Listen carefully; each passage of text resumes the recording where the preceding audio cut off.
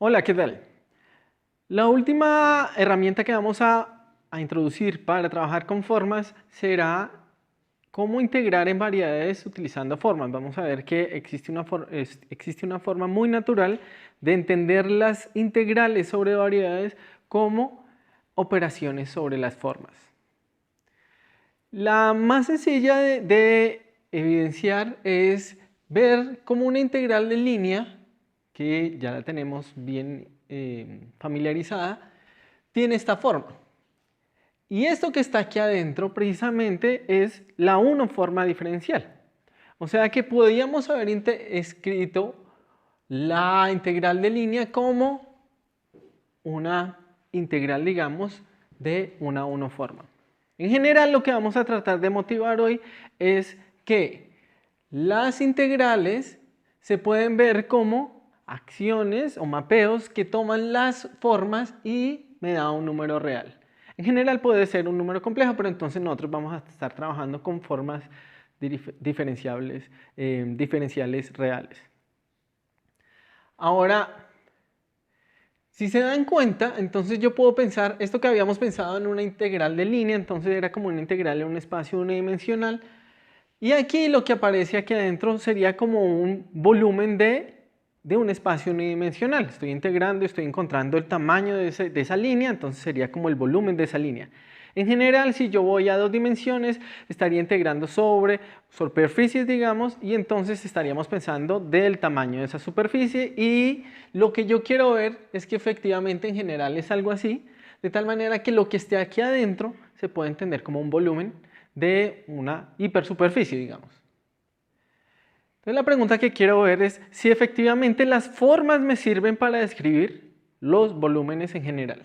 Ahora, para motivar y evidenciar esto, déjenme pensar en el volumen más sencillo además de la línea, que es el área. ¿Qué sabemos del área? El área la puedo construir a partir de dos vectores, o sea, dos elementos del espacio tangente. Recordemos que, por ejemplo, yo puedo pensar en el área a partir del producto cruz, donde tengo dos vectores y tengo el área correspondiente a ese producto cruz, el paralelogramo que hay ahí. Y entonces lo que estoy haciendo es tomar dos vectores que me da un número real, que lo asocio al área. ¿Qué sucede con esa función de área? Además tiene que ser lineal, de modo que si yo duplico el tamaño de uno de esos dos vectores, entonces el área también se va a duplicar. En general, si multiplico los vectores por ciertos escalares reales, el diferencial de área que estoy denotando así en términos de esos vectores se va a ver modificado por el producto de esos escalares. Ahora, lo que yo estoy teniendo aquí, lo que estoy encontrando ahí es precisamente la definición de un tensor de rango 2 covariante, con índices covariantes. Recordemos que yo estoy utilizando aquí una definición un poco contraria, la voy a mantener hasta donde pueda, pero es al contrario de lo que habíamos establecido inicialmente, donde sería un 2,0. Un 0,2, perdón. Aquí lo estoy poniendo, manteniendo las convenciones hasta ahora establecidas. Entonces lo que tengo aquí es un tensor dos veces covariante. Ahora, si nuevamente tomamos al área como el producto cruz, vemos que si yo intercambio los dos vectores, el área en sí va a cambiar. En algunas instancias, entonces nosotros pensamos al área como un vector, de tal manera que si yo cambio el orden de los dos vectores, el sentido de ese vector cambia, y entonces estamos diciendo que el diferencial de área ha cambiado de signo. O sea que estamos viendo que efectivamente hay una naturaleza de antisimetría. Se puede decir que esto viene precisamente de que detrás de esto que yo estoy llamando integración sobre variedades, hay una definición de orientabilidad. Yo espero que la superficie, por ejemplo, en este caso, en la que yo voy a integrar, sea orientable, y entonces yo pueda pararme en todos los puntos de mi variedad sin tener, digamos, ambigüedades para saber en qué dirección está apuntando mi área. Entonces, esa orientabilidad me pide que cuando yo intercambie esos dos vectores, cambie el signo de mi área. Ahora, un tensor de rango 2 covariante y que sea antisimétrico es una dos forma. Entonces estamos viendo que efectivamente el área es una dos forma. Lo mismo podría ser para el volumen, pensando entonces ahora en un paralelepípedo y ver que efectivamente si yo intercambio dos vectores, el volumen va a cambiar de signo. Y tendríamos también que es lineal, entonces en el caso del volumen tendríamos una tres forma. Entonces, ya que hemos establecido esto para el área, ya podemos hacer una extensión similar a la que habíamos hecho con la desintegral de línea y podemos pensar, listo, si yo tengo una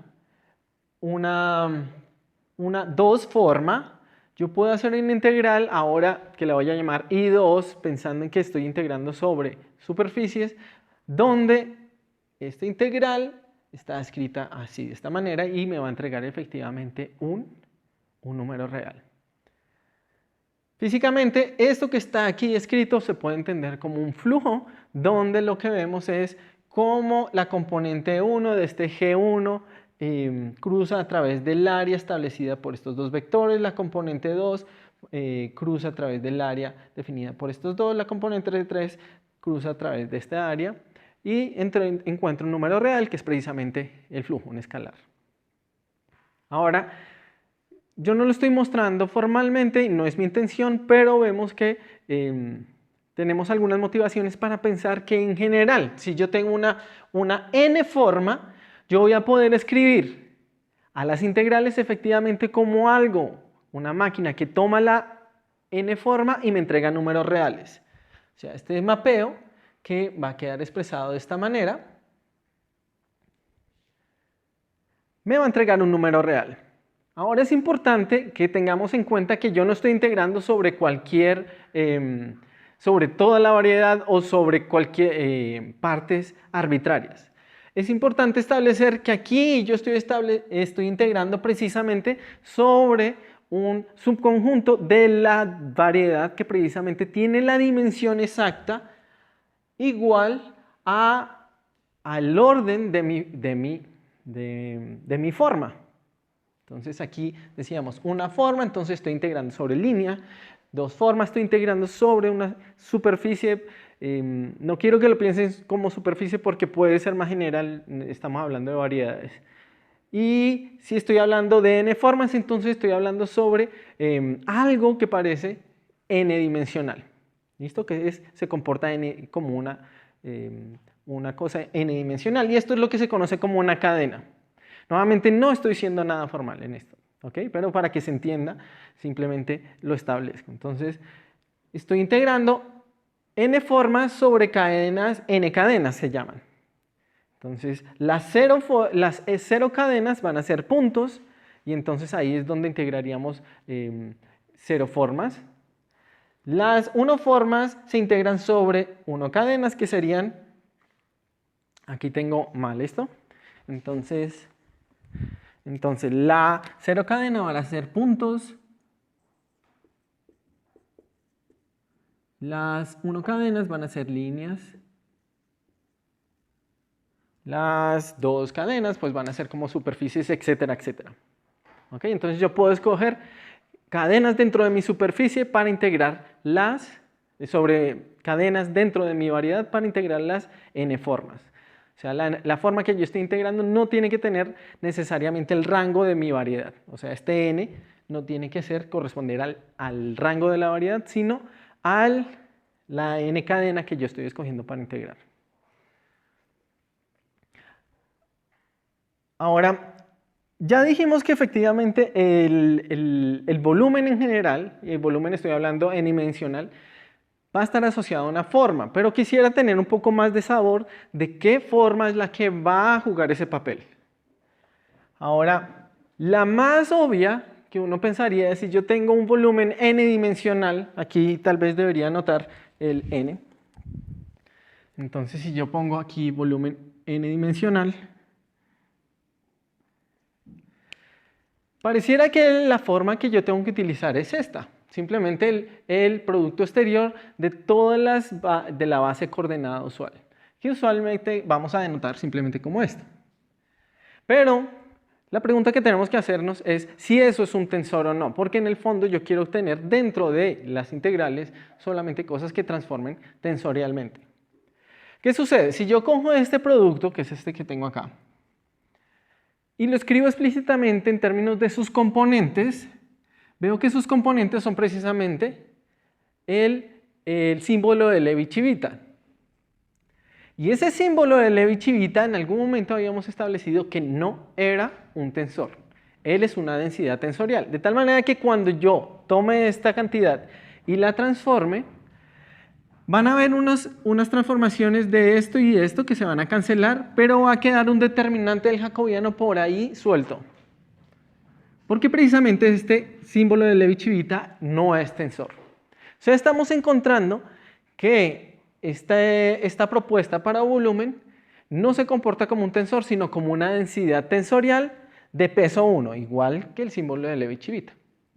Así que si yo quiero volverlo un tensor, tengo que hacer el procedimiento estándar, que es multiplicarlo por una potencia del determinante de la métrica, que también transforma con remanentes del determinante, para eliminar eso y poder tener entonces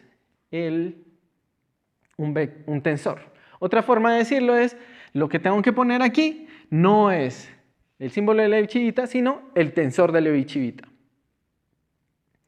Y eso es lo que tenemos precisamente acá. ¿Sí? Entonces he tomado esto y lo he multiplicado por el determinante de la métrica. O he tomado esto y he reemplazado este símbolo de Levi-Civita por el tensor de Levi-Civita. Y eso es lo que va a funcionar como nuestra forma de volumen, la forma diferencial de volumen.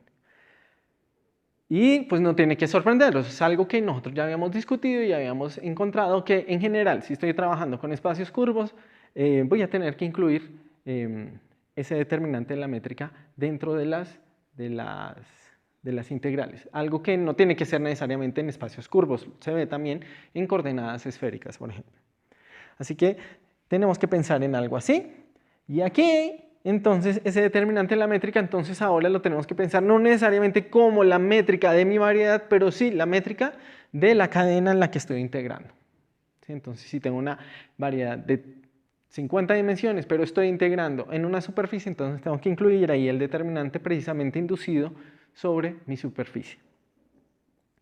Entonces ahora tenemos un poco más claro cómo serían las integrales, cómo cogen las formas y me entregan números reales.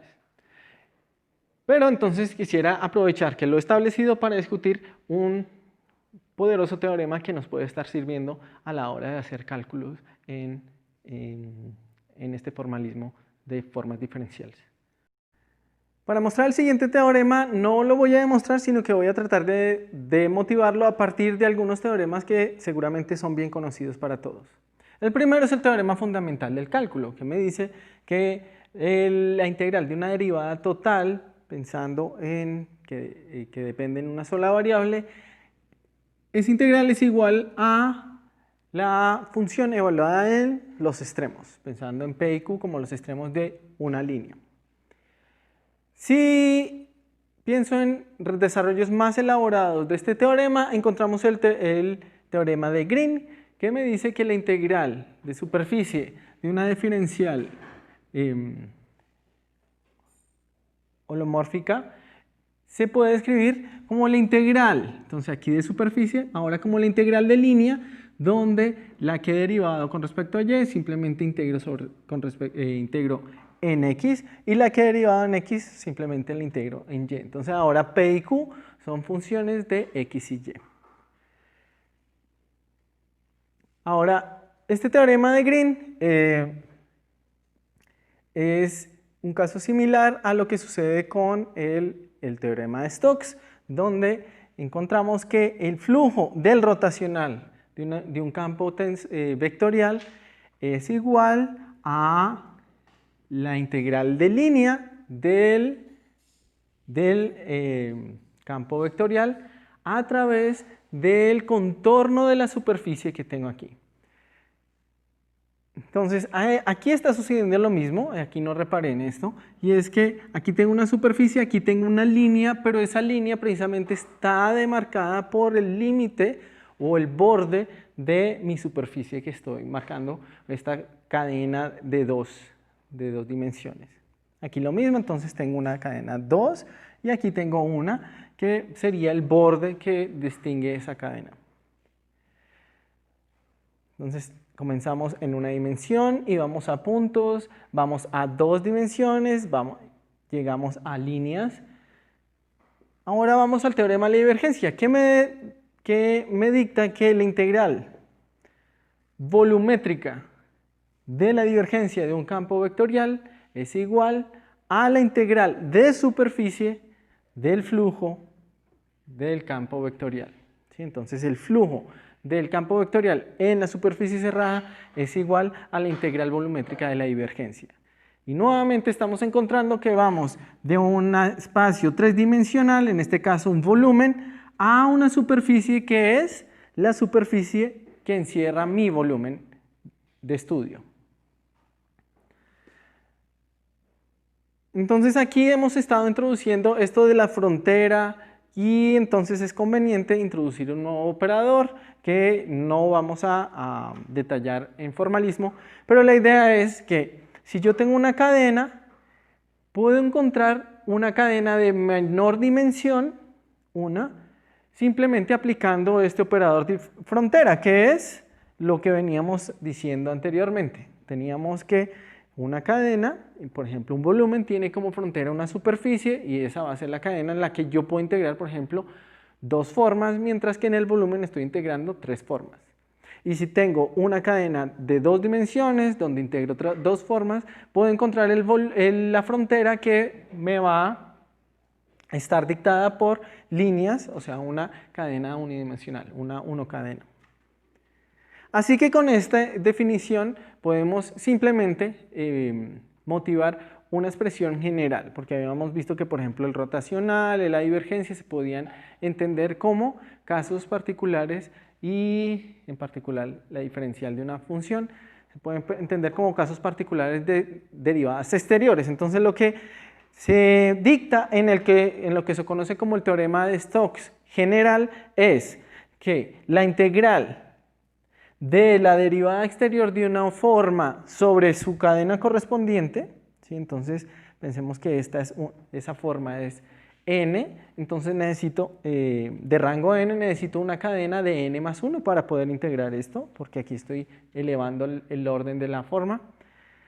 Esa integral es igual a la integral ahora de la forma sin la derivada exterior, pero integrada sobre la frontera de la cadena con la que yo estoy integrando aquí. O sea, aquí estoy expresando de manera completamente general todos estos casos que discutí antes. Entonces, por ejemplo, puedo volver y escribir el teorema de la divergencia ahora en este lenguaje. Tenemos que la integral sobre el volumen, una superficie, estoy pensando aquí una cadena 3, de tal manera que su borde tiene 2 dimensiones, entonces esta integral va a quedar expresada de esta manera, donde entonces aquí estoy pensando en una 2 forma, porque estoy integrando precisamente en una 2 cadena, mientras que su derivada exterior habíamos visto que era la divergencia, y entonces tengo que la integral de la derivada exterior de omega va a quedar de esta manera, y el teorema de Stokes me está diciendo que estas dos integrales precisamente son iguales, donde tendríamos en este caso ahora expresado como lo teníamos acá, pensando, nuevamente aquí aparece la forma diferencial del volumen que acabamos de discutir. Entonces hemos discutido varias cosas sobre la integración de formas y nuevamente quisiéramos aterrizarlo. Para eso vamos a volver a utilizar algunos ejemplos en electrodinámica que estudiaremos en el próximo capítulo. Así que nos seguimos viendo. Hasta luego. Gracias.